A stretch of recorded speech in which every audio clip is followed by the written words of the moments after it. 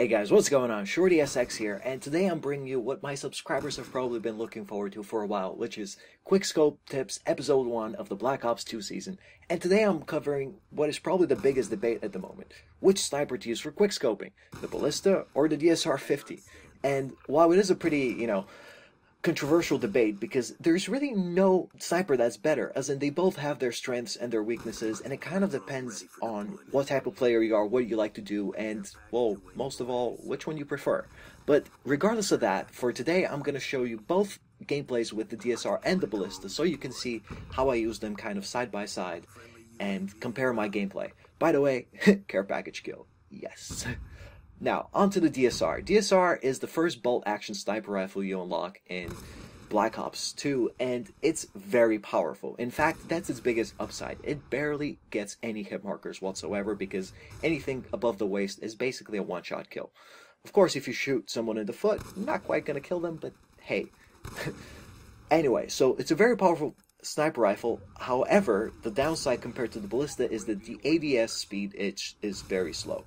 Now, for those of you who haven't played Black Ops 2 yet, or are not used to quickscoping in Black Ops 2 yet, this may be a little hard, because it's nothing like the Modern Warfare series or anything like it. Here, snipers overall, including the Ballista, have been very underpowered or downpowered, because now it takes a while for you to ADS, and you won't be competitive around corners easily.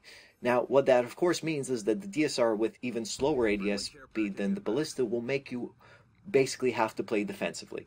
Now, in Black Ops 2 overall, letting the enemy come to you when you're a sniper is, I guess, what was intended, or what the creators had in mind when they created these types of snipers, but it's kind of how you have to play even as a quickscoper. Like, you can see in this gameplay that even though I'm patrolling this area and so on, I'm trying to let the enemy come to me and not really approach them around corners without knowing what to do. Because if you're accidentally crossing paths with someone, especially with the DSR and the slow speed, it's very impossible to have a shot at killing them, because all they have to do is squeeze the trigger and you die, as opposed to you have to wait for the 5 years it takes to ADS. Anyway, so with that in mind, if you are more of a defensive player, or if you are, I guess, an experienced quickscoper who doesn't like to get hit markers, then the DSR-50 is probably for you.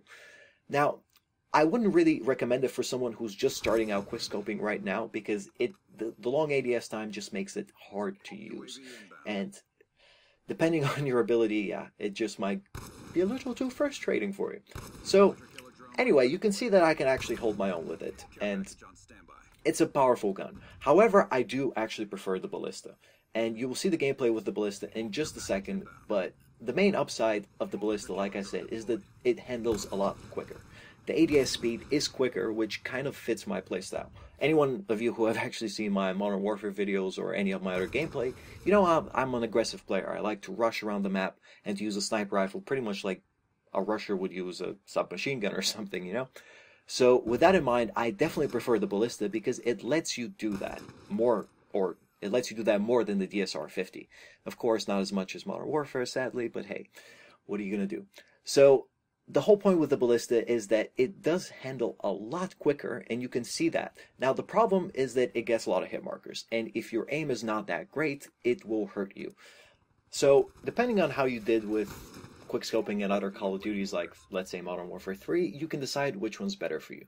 Now, I have to say that if you are getting lots of hit markers in Modern Warfare 3, then you should probably use the DSR-50, because it will actually fix that problem for you, because it's a lot more powerful than the bolt-action sniper rifles were in Modern Warfare 3, or it actually gets one-shot kills a lot easier.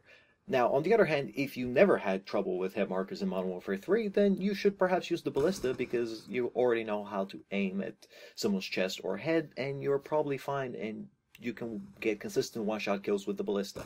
Now, the other upside with the Ballista is that it has the iron sights, which basically allow you to take the scope off and just scope with the sniper rifle by itself, without a scope.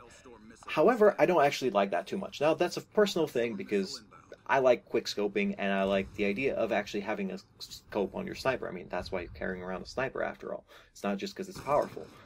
Because, it lets you snipe long range, or it lets you have that ability to actually look down a lane and zoom in on it and figure out what's going on. And I really like to have that, to be capable of shooting people at long distance.